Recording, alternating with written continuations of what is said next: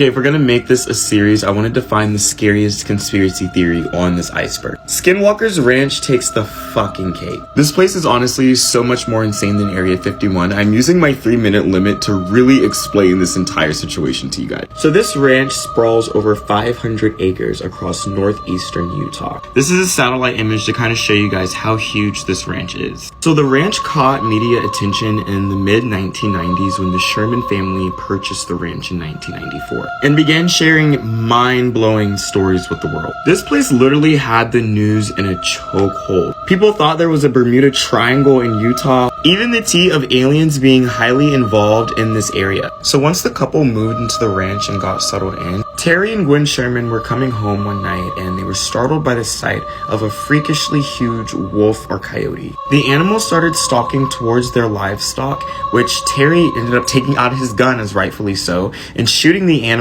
But to Terry's surprise, the animal kind of just repelled his bullets, which put him in a state of shock. They said that the creature didn't seem hurt and simply just grabbed the cattle in its mouth and wandered back into the bushes. But the most unsettling part of their encounter with this beast was the foul stench that they said it had. It smelled like rotting human flesh.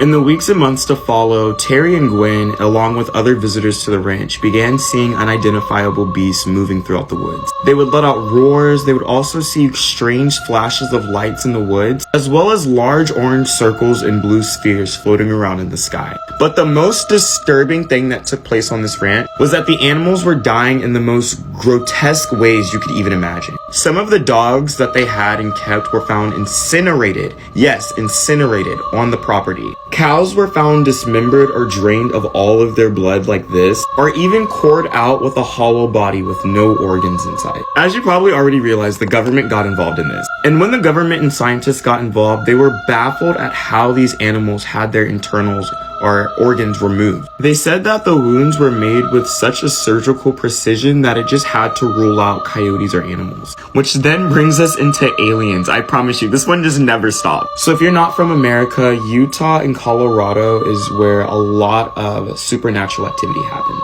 And this is also when people started noticing crop circles were all over Skinwalker Ranch. And this is when people began noticing crop circles in the snow. Yes, you heard that right, snow crop circles. As well as lots more people in neighboring cities started also seeing blue lights flying around the sky. I think Colorado just had blue lights flying around in their sky like a week ago.